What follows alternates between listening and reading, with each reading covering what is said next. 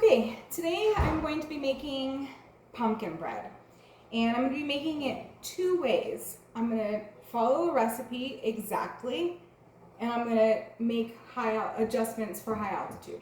I live at about 7,000 feet, and so I'm going to make adjustments based on that. When baking anything, it's best to gather all of your stuff first. So here I've got flour, baking soda, baking powder, sugar, cinnamon, cloves, nutmeg, sea salt, pumpkin, and I'm going to be using an extra light olive oil. I've also got my eggs. I've got my mixing bowls. This is going to be my high altitude. This is going to be my regular pumpkin bread. I've got my recipe, measuring cups, measuring spoons.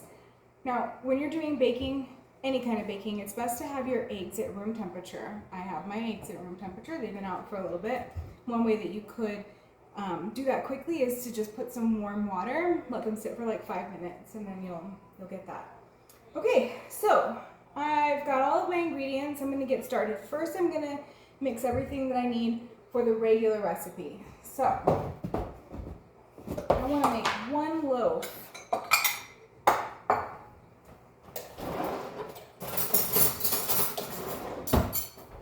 Whenever getting flour, always want to measure flour by spooning it in the cup and then leveling it off with a knife. The reason for this is so that you don't get pockets of air inside the flour. And so I just use this, I don't know if you can see that. Okay? 1 cup of flour. 3/4 cups of sugar. Okay? I'm going to use this as my 1/4 cup, and I'm going to gently scoop that in. Okay? So in my bowl, I'm supposed to mix together all of my dry ingredients. So I got my flour, 3/4 cups of sugar. Okay. 1/2 teaspoon of baking soda.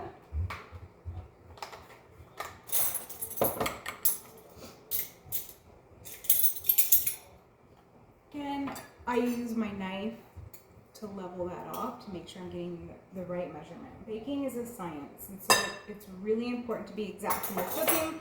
You can just throw stuff in for taste, but not so with baking. Okay, I need a teaspoon of baking powder. So I'm at 1/2 teaspoon of baking soda and a teaspoon of baking powder. I'm going to use my knife again to make sure I have the right amount. 1 teaspoon. Okay, a teaspoon of cinnamon.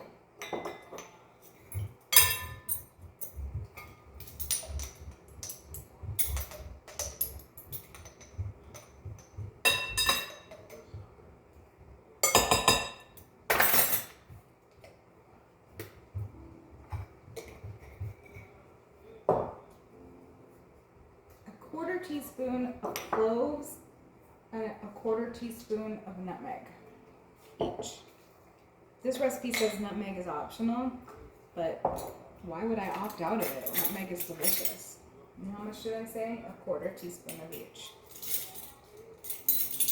Nutmeg and cloves are both kind of strong, so you never really want to overdo it.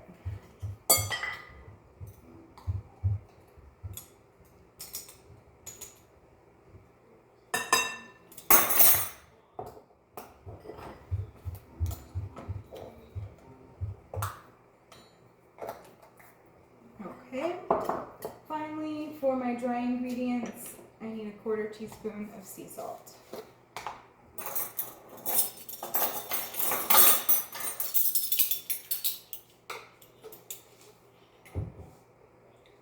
Okay, once I've got my dry ingredients together, I want to whisk it. Let's whisk those dry ingredients together.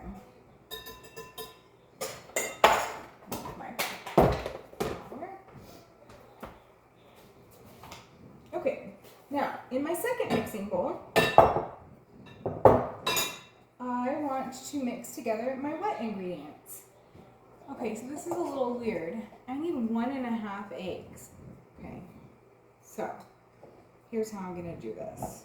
That's 1.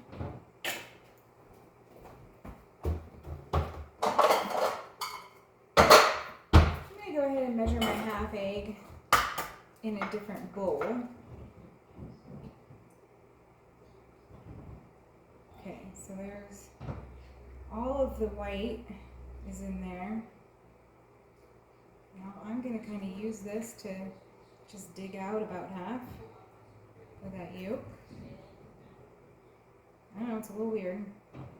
Tap the yolk, about half of the white. Okay, that's that. And then my pumpkin puree. I need about half a can of pumpkin puree. Not about, exactly. Okay, 7.5 ounces. I can measure it, but this can is 15 ounces, so I just need half. That one's gonna be that right here.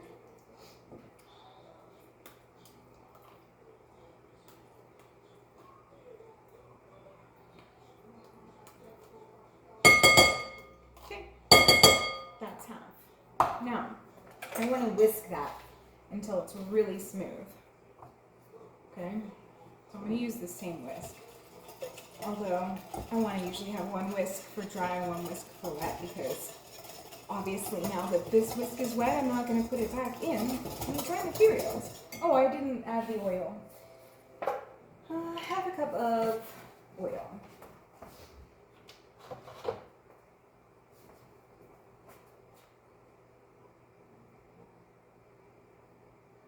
Here you could substitute for lots of different things. You can use regular vegetable or canola oil, you can use coconut oil. Sometimes if I want to go healthy, I might use applesauce. If I were making banana bread, I would probably use sour cream. So there's lots of different things you can use for this liquid. Once this is mixed together really well, and it is, you can see it's nice and smooth pumpkin puree here. I'm going to pour this over my dry ingredients that I've already whisked. Let's get that all in there.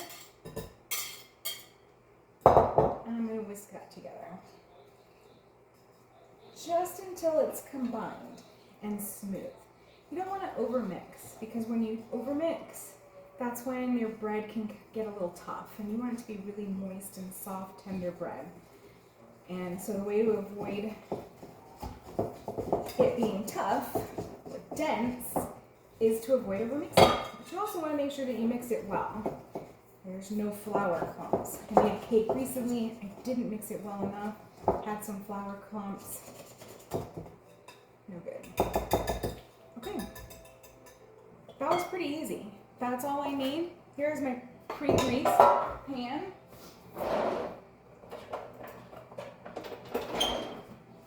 And that is, this is the bread baked or made exactly to my recipe with no adjustments. Anytime I'm making a bread or a cake, I like to get the air bubbles out, just give it a few taps. It also helps the batter even out. Okay, I'm not going to put this in the oven yet. I'm just going to put it aside because I want to bake them together. Now, I'm going to remove my bowls that are dirty.